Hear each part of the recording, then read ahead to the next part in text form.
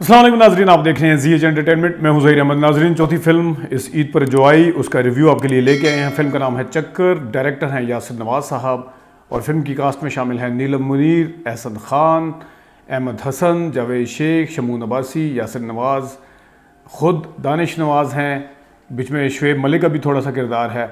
वो छोटे आमिर लियाकत साहब भी हैं, उनका मुझे नाम नहीं आता, लेकिन उन्होंने बड़ा अच्छा उन्होंने भी काम किया है जो यासिर नवाज के साथ साथ होते हैं।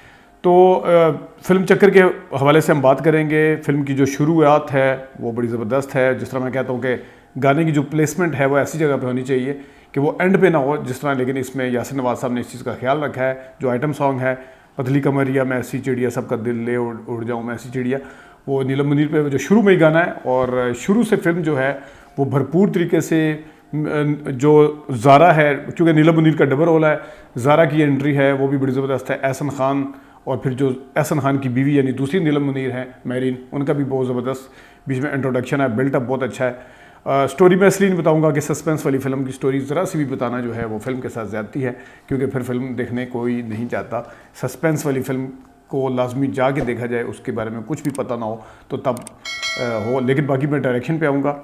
जिस तरह मैंने बताया कि पहले 40 मिनट तक यानी 25 मिनट तक इतना कुछ हो चुका होता है फ़िल्म के अंदर कि बिल्कुल समझ नहीं आ रही थी कि अगर यासिर नवाज़ ने सारा कुछ अभी दिखा दिया तो आगे कहाँ लेके जाएंगे फ़िल्म को। लेकिन 40 मिनट तक तो भरपूर तरीके से फिल्म ने अपने अंदर जकड़ लिया सबको। सिनेमा के अंदर जो लोग थे वो भी भरपूर तरीके से उसके अंदर खो गए थे फिल्म के अंदर। तो ये यासिर नवाज साहब का कमाल है। और पहला हाफ जो था उस वक्त तक वो जो दूसरी वाली नीलम मुनीरा जो ट्रेलर में आपने देखा होगा, ये बताने में कोई हर्ज नहीं, जिसका मर्डर हो चुका होता है तो वो हो चुका होता है और बंदा फिर सोचता है कि ये क्या है। और गट रिएक्शन यासिर नवाज साहब की इस फिल्म का चक्कर में जो पहला हाफ जब हुआ तो लोगों की भी ये राय थी कि बहुत अच्छी मूवी जा रही है, फिल्म बहुत अच्छी जा रही है। लेकिन मेरे नज़दीक वही था कि सेकंड हाफ में घबराना नहीं की तरह ना हो जाए कि हमें घबराहट शुरू हो जाए क्या हो रहा है, तो सेकंड हाफ में क्या करेंगे। लेकिन सेकंड हाफ में भी यासिर नवाज ने साबित किया है कि वो एक माने हुए डायरेक्टर हैं। वो ना सिर्फ रॉन्ग नंबर जैसी फिल्में बनाने का मलका रखते हैं, वो ना सिर्फ मैरूनिसा लव यू जो सोशल रोमानी फिल्म थी उसके अंदर वो कर सकते हैं, बल्कि वो एक्शन प्लस सस्पेंस वाली फिल्म जो जिसके अंदर चक्कर ही चक्कर, नाम से आपको पता चल रहा है चक्कर ही चक्कर है, उसके अंदर भी उनकी ग्रिप भरपूर तरीके से है। क्योंकि अक्सर देखा गया है कि डायरेक्टर के अंदर हर फार्मूला नहीं होते, वो एक एक टॉपिक के ऊपर फिल्में बनाते हैं। मैं यहाँ मिसालें देने लगूँ तो फिल्म वीडियो लंबी हो जाएगी। दूसरे वाले जब हाफ शुरू होता है तो उसके बाद चक्कर पे चक्कर शुरू होता है स्टोरी के अंदर, वो इतनी ज़्यादा वो होती है।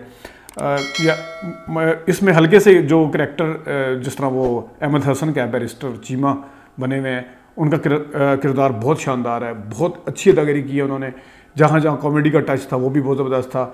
और मैं सनमे के मुझे खुद भी वहाँ पे हंसी आई, सनमे का रिएक्शन भी बहुत ज़बरदस्त था जिस वक्त उसको कहते हैं आप कहाँ जा रहे हैं, यासिर नवाज साहब वो क्योंकि स्पेशल ब्रांच के इन्वेस्टिगेटर होते हैं, तो उसको कहते हैं कहाँ जा रहे हैं, आए आपको चाय पिलाते हैं। वो घर की तरफ जाने लगता है, उसकी बीवी का नाम कौसर होता है, कौसर का बड़ा तस्करा रहा है, कौसर नज़र नहीं आई, लेकिन वो कहता है मैं कौसर से पैसे ले आऊँ अच्छा नहीं लगता पैसे, तो वो उसके ऊपर सनमे वाले बड़े हंसे थे। फिर दूसरा वो जो इंस्पेक्टर था बाहर मीडिया को इंटरव्यू देने का इंतजार कर रहा था, बाद में अपनी बीवी को फ़ोन करता है और फ़ोन पर वो प्यार करता है, उसके ऊपर बड़ी हंसी आई थी।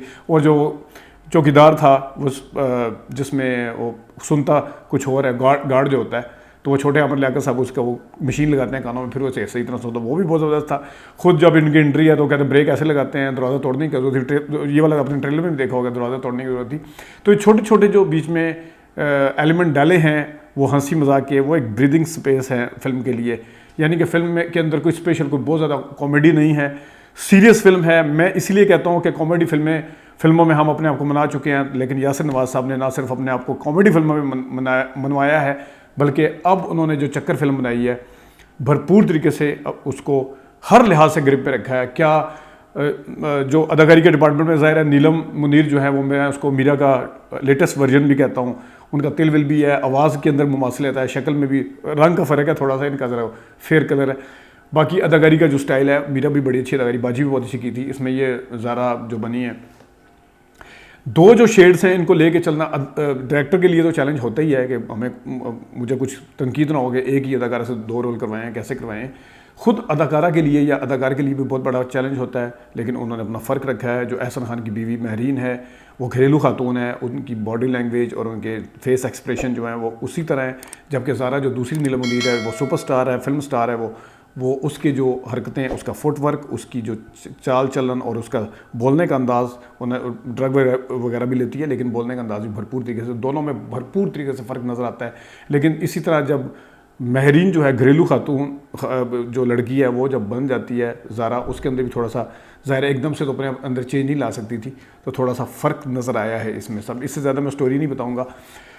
यासिर नवाज़ साहब ने मैंने जिस तरह बताया कि किसी जगह बोर नहीं होने दिया फिल्म के अंदर। क्लाइमैक्स के ऊपर क्लाइमैक्स हैं, क्लाइमैक्स पे चक्कर हैं, कभी एक आ रहा है कैरेक्टर, एक दूसरा आ रहा है, कभी तीसरा आ रहा है, तो ये क्रेडिट उनको जाता है। फिल्म के अंदर जो 2 गाने हैं, तीसरा भी शायद हो गई, लेकिन हमें तो 2 ही सुनने में, एक वो पतली कमरिया, मैं सबका दिल ले उड़ जाऊँ, मैं ऐसी चिड़िया, ये तो आपने यूट्यूब पे भी देखा होगा। एक वो गाना था जिसको गेरुआ वाला देख के मुझे याद आया, दिल नकल नहीं है बिल्कुल भी, लेकिन वैसे मुझे याद आ गया था वो जो दिल वाले का गाना था, जो काजल का शाहरुख खान का गेरुआ पिक्चराइजेशन शायद या जो भी है, लेकिन वो बिल्कुल भी नकल नहीं है। मुझे जो फीलिंग आती है, मैंने पहले कहा था मैं बता देता हूँ, लेकिन नकल नहीं है, ये भी मैं आपको बता दूँ। और उस गाने का जो था वो था कि तुझे हंसे थे हंसदी हवा, तुझे रोए थे रुक दे सा, तो ये भी बहुत ज़बरदस्त इसकी पिक्चराइजेशन है, उसकी जगह भी अच्छी है। और सबसे बड़ी बात यह है कि फ़िल्म की जो सिनेमाटोग्राफी है, कैमरा वर्क है, बहुत ज़बरदस्त है। बैकग्राउंड म्यूज़िक बहुत अच्छा है, सस्पेंस वाली जगह पे सस्पेंस वाले म्यूज़िक बहुत अच्छे हैं, लोकेशंस बहुत अच्छी हैं।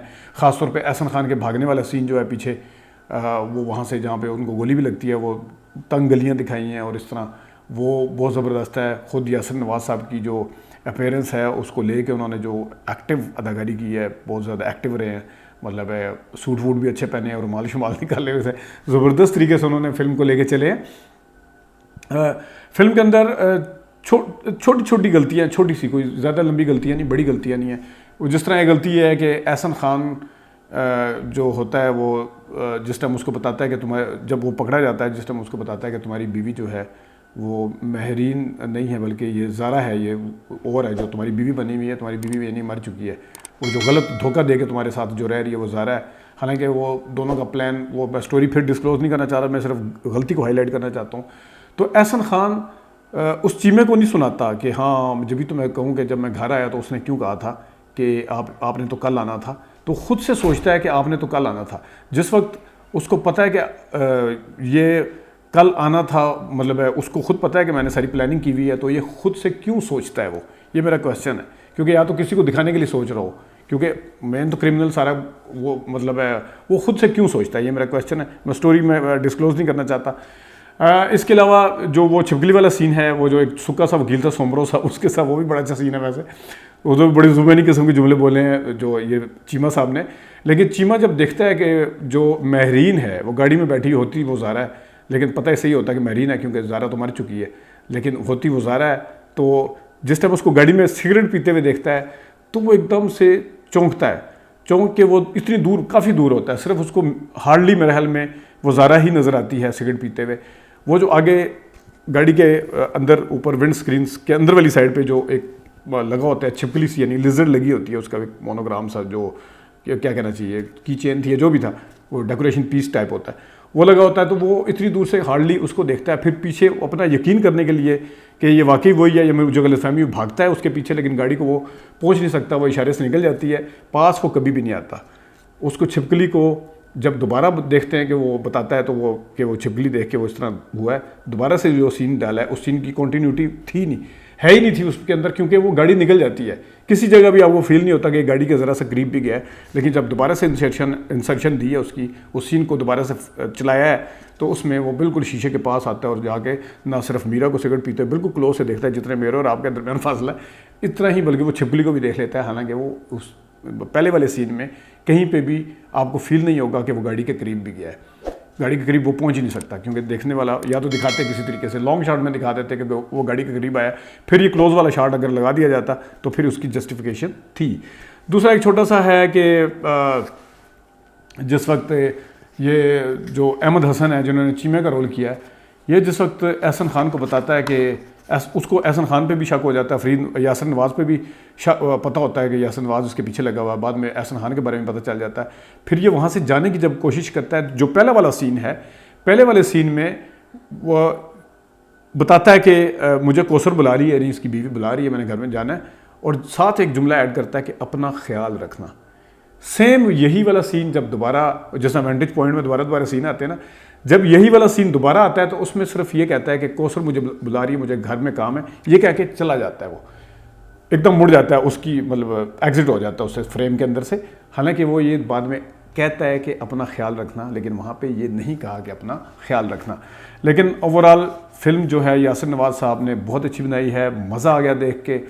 संजीदा फिल्म अगर आपने देखनी है, आप सस्पेंस वाली फिल्में देखने के आदी हैं, आप थोड़ा सा आपको हल्की हल्की कॉमेडी भी चाहिए और गाने एक दो जो हैं, एटम सॉन्ग भी एक है, वो चाहिए, तो मैं कहता हूँ कि बिल्कुल बेफिक्र हो गए ये फिल्म देखें। लेकिन दूसरे हाफ में हमारी जो ऑडियंस है उसको अभी भी आज से जो 20-25 साल पहले ऑडियंस थी, एक मैं सीन देखा था, जासूसी फिल्म थी वो भी, उसमें होता ही है कि सुल्तान रईस से पीछे से मेन स्विच ऑफ कर देते हैं क्लब का। क्लब के अंदर ज़ाहिर है अंधेरा ही होना था, फिर वो फायर मारते हैं, फायर की ही वो नज़र आता है शोला सा निकलते हुए। तो लोगों ने सीटियाँ बजानी शुरू कर दी थी कि शायद सिनेमा वाले की स्क्रीन की लाइटें चली गई हैं, तो ये तो हमारी ऑडियंस का हाल है, उन्हें इतनी भी समझ नहीं है।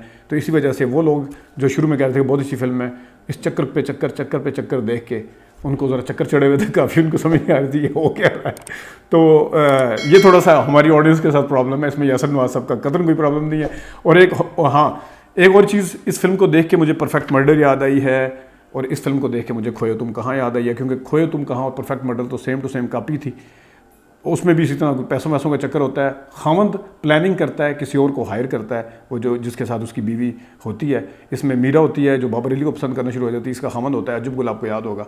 तो वो अपनी बीवी को मारने की प्लानिंग करता है, लेकिन इसमें प्लानिंग जो है वो भी खामंद भी कर रहा है, सारे मिलके कर रहे हैं। परफेक्ट मर्डर की तरह, खोए तुम कहाँ की तरह पूरी नकल नहीं है। लेकिन ये जो सीन ख़ास तौर पे, फिर मुझे मीरा याद आ जाती है जब मैं नीलम मुनीर को देखता हूँ, ख़ास तौर पे वो जो उनको ज़ारा को मारने वाला सीन है। इसी तरह खोए तुम कहाँ के अंदर जिस टाइम मीरा को मारते हैं, सेम इसी तरह का वो मारने के लिए आता है जब वो सीन है। लेकिन मर तो वो बाबर अली जाता है उसमें, मीरा तो बच जाती है उसमें।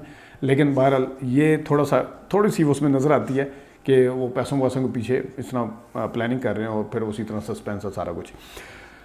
यासिर नवाज़ की इस फिल्म को मेरे ख्याल में 9/10 नंबर देने चाहिए। अभी तक 9 ZH एंटरटेनमेंट पे किसी फिल्म को शायद नहीं मिले हैं। 4 नंबर भी मिले हुए हैं, 3 भी मिले हुए हैं, लेकिन ईद की फिल्में अच्छी थी, मुकाबला बड़ा अच्छा था, मुकाबला बहुत ज़बरदस्त चल रहा था। अभी भी एक फिल्म पड़ी हुई है दम मस्तम, उसमें देखेंगे क्या होता है।